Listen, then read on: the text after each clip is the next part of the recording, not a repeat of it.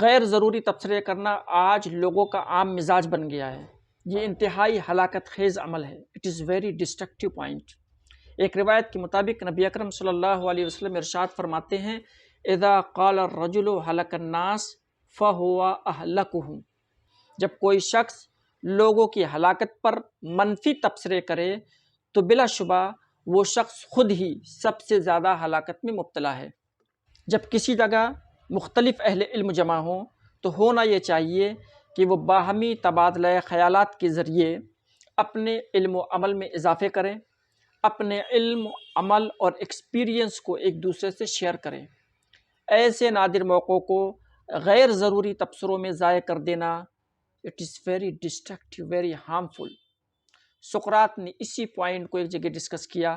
وہ کہتا ہے، strong mind discuss ideas, average mind discuss events and the weak minds discuss people.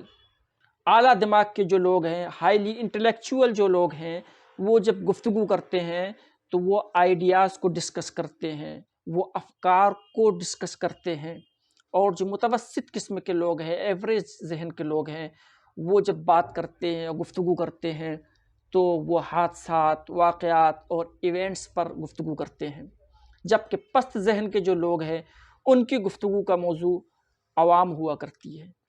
اصل میں منفی تبصروں کے پیچھے اپنی بے عملی پر پردہ ڈالنے کی نفسیات کار فرما ہوتی ہے، تاکہ آدمی بڑی بڑی باتیں کر کے اپنے بڑے عمل کا کریڈٹ اپنے اوپر لے سکے، مگر ایسا کرنا اس کی اپنی شخصیت کے لیے بہت ہی ڈسٹرکٹیو پوائنٹ ہے۔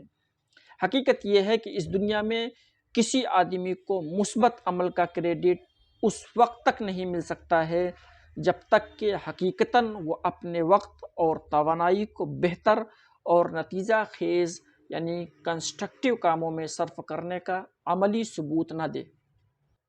منفی تبصروں کا ایک مہلک نقصان یہ ہوتا ہے کہ انسان اپنی اصلاح اور علمی و اخلاقی ارتقاء سے غافل ہو جاتا ہے، اور ظاہر ہے کہ انسان کے لیے اس سے بڑا نقصان کوئی اور نہیں ہے۔